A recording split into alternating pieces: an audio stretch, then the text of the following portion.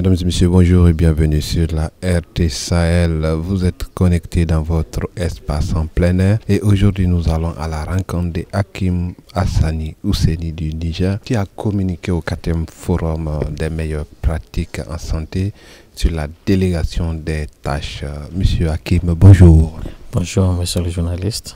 Voilà, aujourd'hui nous sommes dans un espace de partage d'expériences en matière de bonnes pratiques en santé. Sur quoi avez-vous communiqué?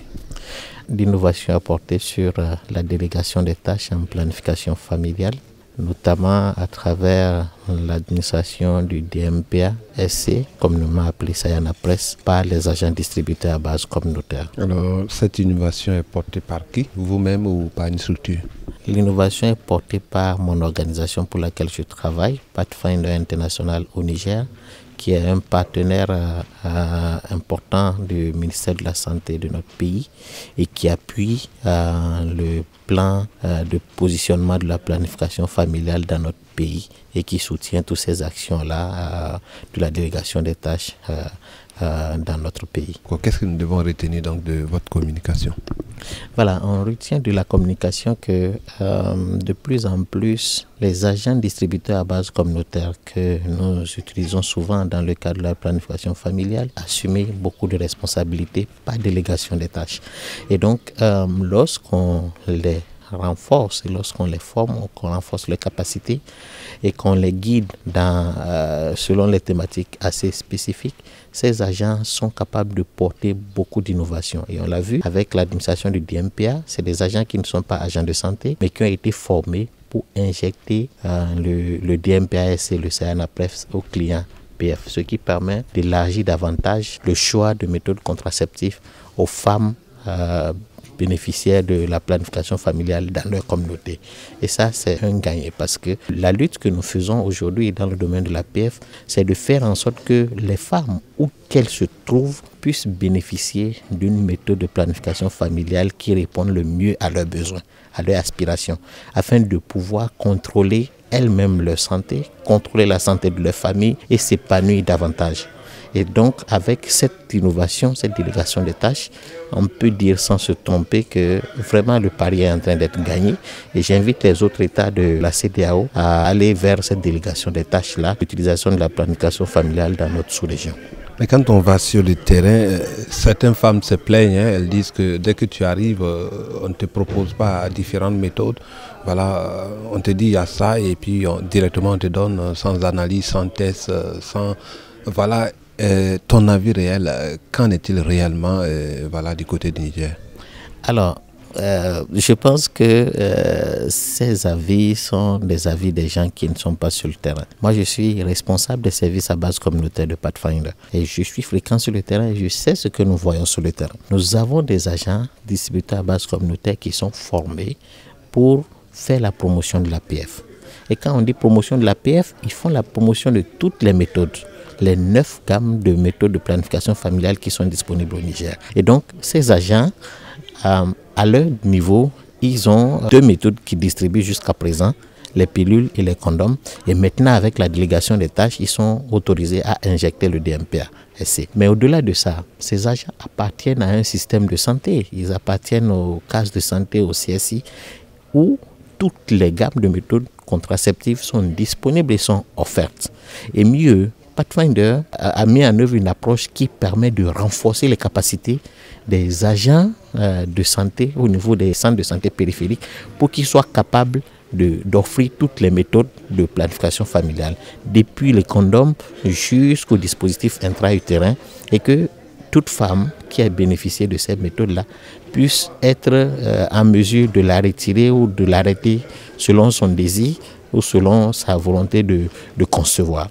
Donc aujourd'hui au Niger, on peut dire sans risque de se tromper que toutes les méthodes de planification familiale sont offertes, sont disponibles. Le de santé est en train d'être capacité de plus en plus pour être capable de pouvoir offrir ces méthodes-là aux femmes qui le désirent et pouvoir véritablement booster les indicateurs de planification familiale.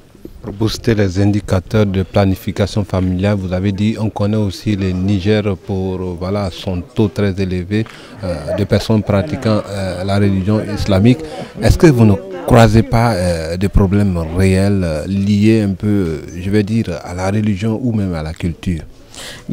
Enfin, de par le passé, on a coutume de dire que la religion est interprétée comme étant une barrière à la planification familiale.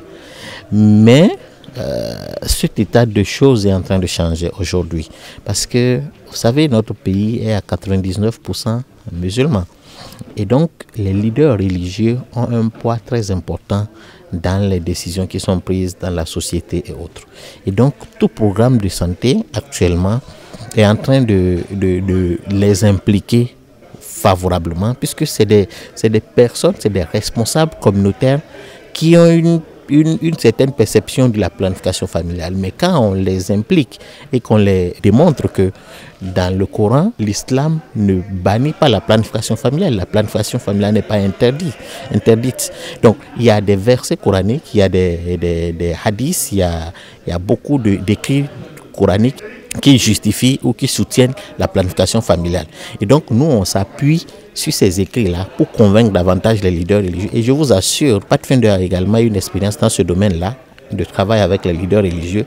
Quand ils sont convaincus, je vous assure que tout est facile dans la communauté et c'est eux-mêmes aident à lutter contre ces barrières-là qui aident à lutter contre les rumeurs malsaines autour de la planification familiale. Donc, tout est question de communication, mais pourquoi avoir décidé de former des agents et non pas former toutes les femmes directement à pratiquer la méthode qu'elles veulent? Alors, vous savez que la question de planification familiale, des questions assez spécifiques, puisque il y a plusieurs méthodes de planification familiale et une femme, première prise de planification familiale doit être faite sous contrôle d'un agent de santé. Et donc, cette femme doit venir au niveau de la formation sanitaire, bénéficier de toutes les prises de constante pour lui permettre de voir la méthode qui va le mieux, qui convient le mieux à sa santé. Parce qu'évidemment, on veut bien l'aider à contrôler sa famille, mais on ne veut pas lui créer d'autres problèmes qu'elle n'avait pas. Et c'est pour ça qu'elle doit venir au centre de santé pour qu'on lui prenne les constantes. Pour les femmes qui sont déjà sous une méthode qu'on appelle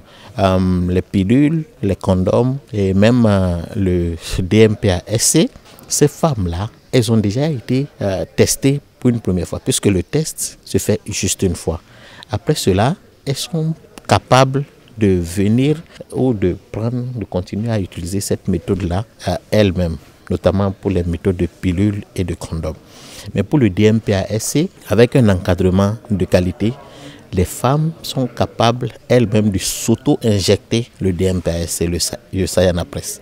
Mais ça, c'est sous encadrement. Les 2 premières doses doivent être encadrées par un agent de santé, de telle sorte qu'on puisse mesurer sa capacité à pouvoir s'injecter et à pouvoir continuer elle-même son injection. Mais au-delà de ces 3 méthodes-là, les autres méthodes de longue durée d'action, c'est pas possible pour une femme de se les procurer elle-même ou de se les injecter elle-même. Quelle recommandation à quelqu'un qui voudrait emboîter vos pas? On a parlé de la délégation des tâches en planification familiale au Niger.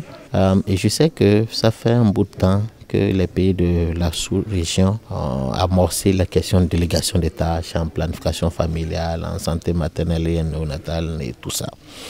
Et donc, en planification familiale, je recommanderais à ce que tous les pays de la CEDEAO puissent adopter la politique de délégation des tâches en PF, élaborer un plan de passage à échelle de la délégation des tâches et mettre en œuvre ce plan-là. Et c'est comme ça qu'on réussira à booster davantage le taux de prévalence contraceptive moderne dans notre sous-région. Et ça, c'est quelque chose qui peut être formidable. Voilà, mesdames et messieurs, nous sommes à la fin de notre émission. Je rappelle que nous étions avec Hassani Ousseni Hakim du Niger, qui nous a donc partagé une bonne pratique en matière de essais et invitation à donner à toute personne qui veut donc répliquer cela, voilà, d'y aller sans frein. Et voilà, c'est la population qui gagne, c'est les femmes qui gagnent, c'est le développement qui est acté. Merci de nous avoir suivis à tout moment sur la RT Sahel. Bonjour.